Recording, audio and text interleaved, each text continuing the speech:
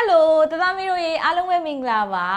Okay so Sia Mom ဆိုတဲ့ YouTube channel လေးကနေပြန်လည်ကြိုဆိုလိုက်ပါတယ်ဒီတစ်ပတ်အစီအစဉ်ကတော့ပုံမြင်ပြောမဲ့အစီအစဉ်လေးဖြစ်ပါတယ်ပုံမြင်လေးဆိုအရင်နှစ်သက်ကြရနော် Okay teacher တို့ရဲ့ Sia Mom ဆိုတဲ့ YouTube channel လေးကိုနှစ်သက်တယ်ဆိုရင် Don't forget to subscribe လုပ်ဖို့မမေ့ကြနဲ့နော်ပုံမြင်လေးရဲ့နာမည်ကတော့ The Wolf in Sheep Clothing တိုးရီခြုံသောဝင်းပလီဆိုတဲ့ပုံမြင်လေးဖြစ်ပါတယ်တဒန်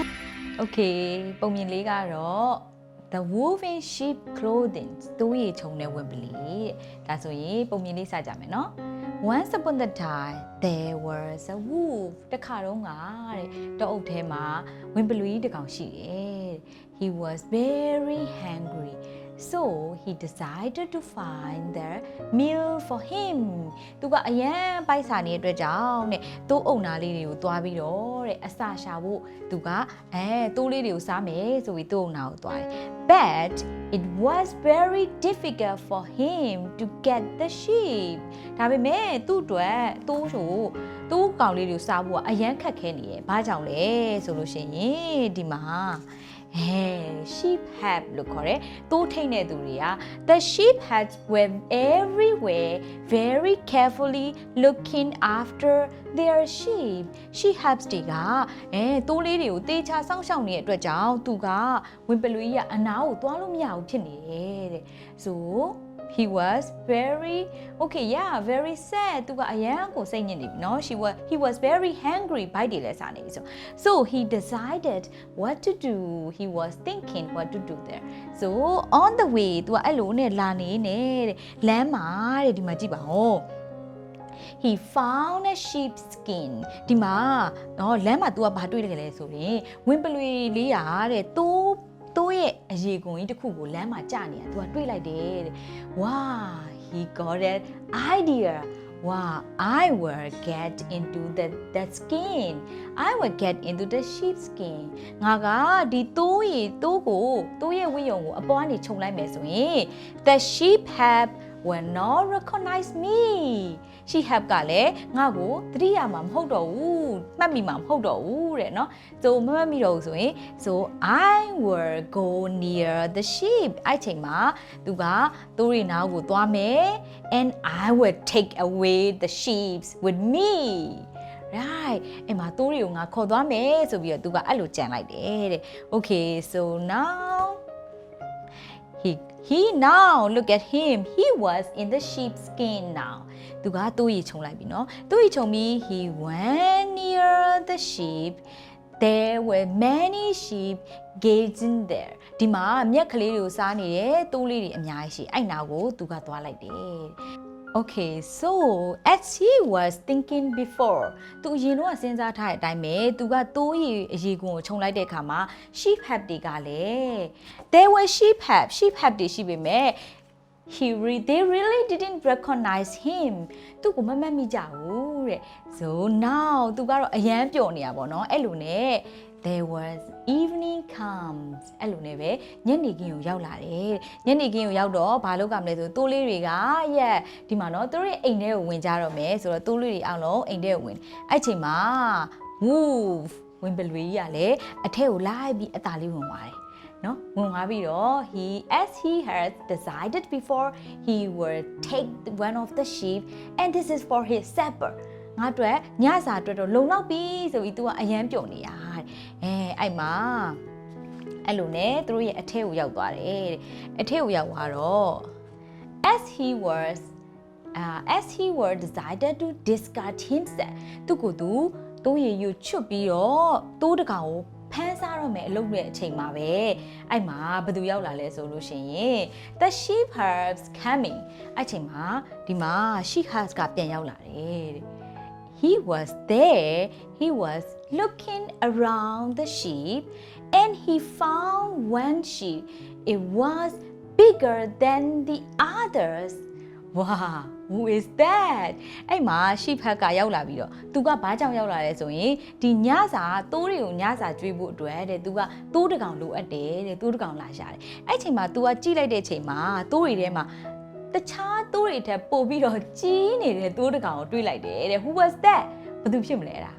Yes ဟုတ်တယ်သူ့ဝေခြုံထားတဲ့ဝင်းပလွေကြီးပေါ့နော်ဝင်းပလွေဆိုတော့သူ့ဝေထက်ပိုကြီးတယ်သူ့ဝေခြုံထားတဲ့ဝင်းပလွေကြီးဖြစ်နေတယ်တဲ့ very unlucky he was very unlucky အဲ့ချိန်မှာသူကအရန်ကြီးတဲ့ဒီကောင်ကအရန်ကြီးနေရပဲဆိုပြီးတော့ he decided to take him as a meat for the dinner ညစာအတွက်သူ့ကိုခေါ်သွားလိုက်တယ်တဲ့ so he was very unlucky so now the sheep hubs here now what happened to the wolf in the sheep skin အခုဆိုလို့ရှိရင်သူ့ကိုဟုတ်တယ်သူ့ကိုတက်လိုက်ပြီเนาะ sheep hub ကနေပြီးတော့တက်ပြီးတော့တိုးတွေအတွက်ညစာအဖြစ်သူ့ကိုချက်ပြီးတော့စားလိုက်တယ်တဲ့ okay so ပုံမြင်လေးရောက်တာပါပဲတသားမီးတို့ဒီပုံမြင်လေးကိုနားထောင်ပြီးတော့တကယ်ဆိုလို့ရှိရင်သူကမကောင်းကြံခဲ့တာเนาะသူတကယ်တော့သူကနေပြီးတော့တိုးလေးတွေကိုစားဖို့ကြံတယ်ဒါပေမဲ့နောက်ဆုံးမှာတော့ဘာဖြစ်သွားလဲဆိုရင်သူပဲပြန်ပြီးတော့အစားခံလိုက်ရတယ်เนาะဒါဆိုလို့ရှိရင်ဒီပုံမြင်လေးကိုနားထောင်ပြီးတော့သားမီးတို့ဘာသင်ခန်းစာရမလဲဆိုရင်ကောင်းတာလုပ်ရင်ကောင်းတာဖြစ်မယ်မကောင်းတာတွေးထားလို့ရှိရင်တော့မကောင်းတာတွေဖြစ်လာမယ်ဆိုတဲ့သင်ခန်းစာလေးကိုရမှာဖြစ်ပါတယ် okay thank you I hope you enjoy the story ပုံမြင်လေးကိုနှစ်သက်လိမ့်မယ်လို့ထင်ပါတယ်အခုပုံမြင်လေးပြီးသွားပြီဆိုတော့ teacher တို့ fingerprint လေးနဲ့လုပ်မယ် sheep crab လေးကိုလုပ်ကြည့်ကြမယ်နော်သားမီးတို့ရေအားလုံးပဲမင်္ဂလာပါဒါဆိုလို့ရှိရင်ပုံမြင်လေးနားထောင်ပြီးပြီဆိုတော့အခု sheep crab လေးလုပ်ပါမယ် sheep crab လေးကတော့သားမီးတို့ရဲ့လက်ချောင်းလေးလုပ်ထားမယ်လက်ချောင်းလေးနဲ့လုပ်တဲ့fingerprint sheep လေးဖြစ်ပါတယ် okay ဒါဆိုရင်ဒီလိုပုံစံလေးဖြစ်အောင်လုပ်ကြမယ်เนาะဒီမှာ here ဒီလိုပုံစံလေးလုပ်မယ်เนาะ like this okay ဒါလေးလုပ်ဖို့အတွက်ဆိုရင်ဒီချက်တို့ဘာပစ္စည်းတွေလိုမလဲဆိုတာပြောပြပါမယ်ဘာပစ္စည်းတွေလိုမလဲဆိုရင် you need black paper เนาะအကြီးမလို့ဘူးဒီလောက် square လောက်ဆိုရပြီဒါပေမဲ့အမဲအောင်မရှိဘူးဆိုရင်လည်းအဖြူရောင်နဲ့ပဲလုပ်လို့ရပါတယ်ပြီးတော့မှ you can color or paint it ပြီးရင်သားပြီးတော့ကလာပြန်ခြေလိုက်လို့ရတယ်เนาะyou need wool ဒီမှာဂွန်းလုံးလေးတွေဂွန်းလေးတွေလိုမယ်ပြီးတော့you need glue ကပ်ဖို့အတွက်ကော်လိုမယ် and then you need scissor ကတ်ကြီးလေးလိုပါမယ်ဒီချက်မှာတော့ဒီမျက်လုံးလေးတွေရှိတော့ဒီချက်ဒီမှာမျက်လုံးလေးเนาะဒီမျက်စိလေးနဲ့လုပ်ထားတယ်မရှိလို့ရှိရင်လည်း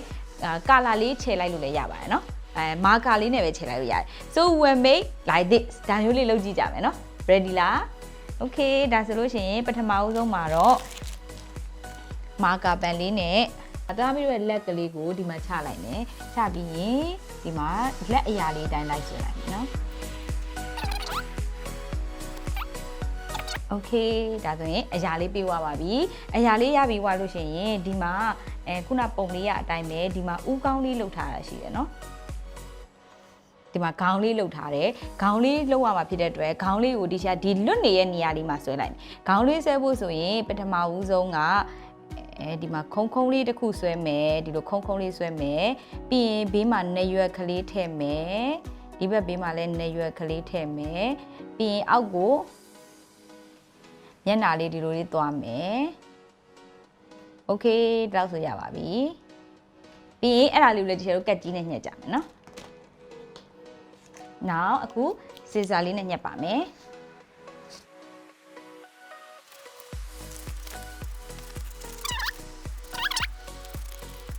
ဒီမှာလက်ကလေးတော့ fingerprint လေးတော့ရပါပြီဒီလိုပုံလေးရပါပြီရပါပြီဆိုရင်ဒီမှာခေါင်းအရာလေးပေးထားရှိရယ်เนาะအဲ့ဟာလေးကိုလည်းဖြတ်မယ်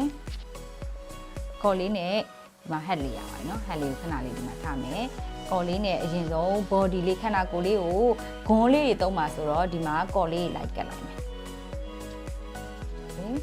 ဒါဆိုရင်ရပါပြီဒါဆိုလို့ရှိရင်ဂွန်းလေးတွေလိုပါမယ်ဂွန်းလေးเนาะဂွန်းလေးတွေကိုအကုန်လုံးဝုန်းဆိုမကတ်လိုက်နဲ့เนาะဒီလိုမျိုးလေးအလုံးလေးနည်းနည်းလုံပြီးတော့ကတ်မယ်လိုက်ကတ်မယ်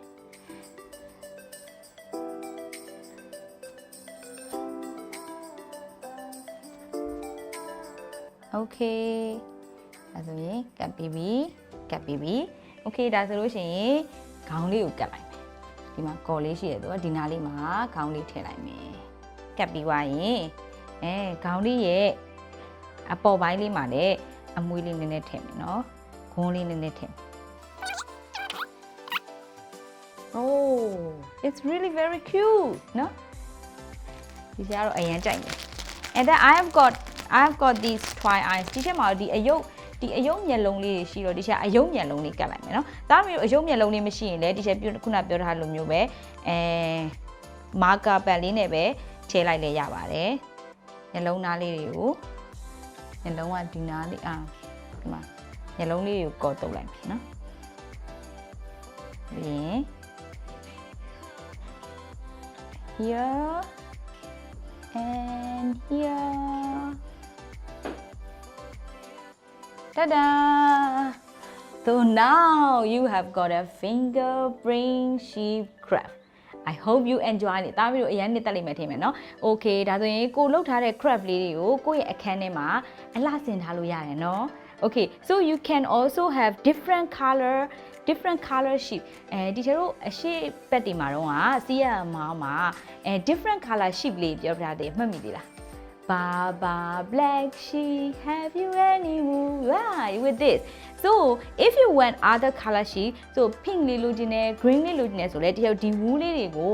ဖိတ်လေးနဲ့ခြေလို့ရတယ်เนาะရေစည်းလေးနဲ့ဒီမှာအယောင်လေးခြေလိုက်ရင် wow it will be really very wonderful so နေရလေးမှာကတ်တယ်အရန်လာပါเนาะ okay thank you